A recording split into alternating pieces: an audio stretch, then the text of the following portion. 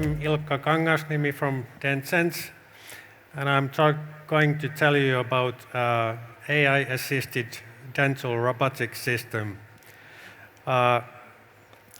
Imagine going to a dentist, but not going to the dental clinic or the traditional dental clinic, but instead going to a dental kiosk. You would be communicating with the dentist via virtual reality interface. A robot would do the dental checkup and diagnosis and sending that information to the dentist. The dentist would then make the treatment decision and in a virtual environment teach the robot how to do the operation, after which the robot would execute it. And you would be continuing to communicate with virtual reality with the dentist. The drivers for aiming to do this development are here. First of all, there is inequality in access to dental care. In the US alone, there are 65 million people who live in areas where there's only one dentist for every 20,000 people. Then there's also inequality in quality and accuracy of treatment, which is caused, as we saw with the earlier presentations, by the human limitation, as well as differences in dental education levels. The cost of healthcare is rising everywhere, and you need to lower those with more efficient systems. And finally, 25% of people feel dental care anxiety preventing them from seeking proper care. So our solution, as I told you, is a AI-assisted dental robotic system that can be operated remotely. The remote ability is not necessarily the way it will be used initially, because the dentist can as well be in the same room. The accuracy rises from the robotics ability to do the treatments with like 1/10 of,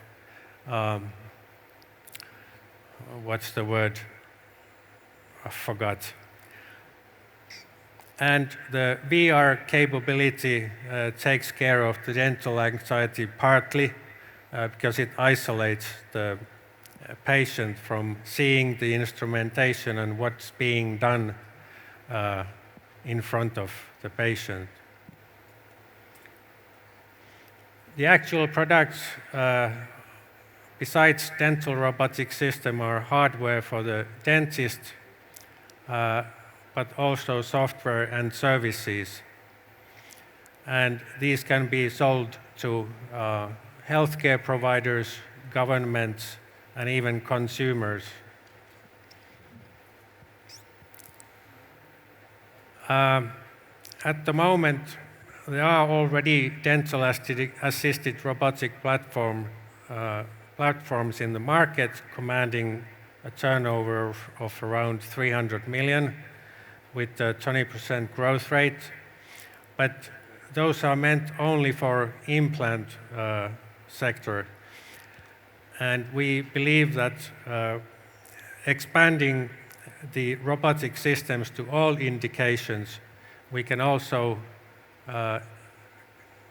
expand the markets into dental equipment and material sales, as well as dental services.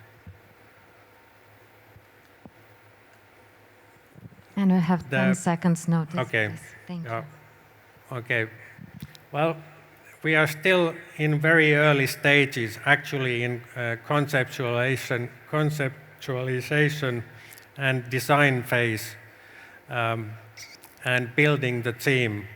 So in some ways, I feel a little bit out of place here, because everybody else has been showing wonderful products and results.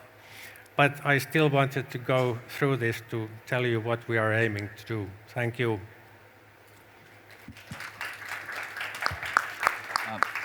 Maybe I'll start. I am an investor in a dental robotics company called Perceptive, and one of the biggest challenges in being able to have a robotic intervention in the dental space is imaging of the space, which currently you have X-rays and stuff, which the small commodity. So that's the first thing. Since you're early, have you thought about how do you image the mouth or going inside the surface? So one of the, I think, low-hanging fruits in dental robotics are crowning and these, just rudimentary things that just take hour and a half, serial things. That's your real low-hanging fruit. And to be able to address that, you got to look at medical imaging. You can't deploy MRIs and CT scanners there. And so there are these commodity medical imaging. So have you thought about, first step is how do you image, and then you can have a three-dimensional view of something where a robotic arm can actually operate. So just 2 cents. Right, yeah. Well, in current dentistry, there are two ways of imaging. The one is that the dentist is looking at the teeth himself and doing some scraping and poking of the teeth to feel if there is any pain sensation. So that part can be done with the visual camera system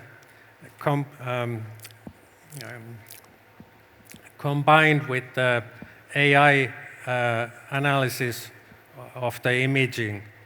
And we already know that if you combine certain wavelengths of visible light, you can separate between cavities and infections and other soft tissue complications. The second is that if you need to see underneath the surface of the teeth, you can use CBCT scans and transform those into three-dimensional models for the dentist to see also what sized cavities they are, what shape cavities they are, and then on that 3D model they are able to design the exact drilling of the cavity. Thank you for showing your conceptual idea. I have one question. So I like to clarify what is your real MVP here. So are you trying to build an AI software technology, or do you want to also develop the hardware, or do you want to build something you can actually use the existing hardware? What is your real MVP you want to provide to the market? Well, our first MVP will be the dental checkup robot, because it's actually the lowest hanging fruit, because it's a system that doesn't really even touch the teeth, it just images the dentition.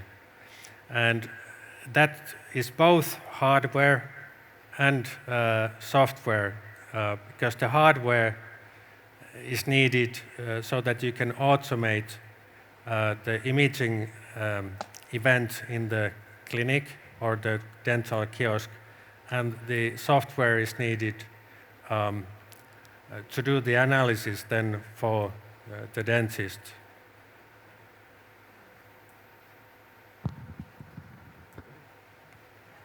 One more question. You have 20 seconds.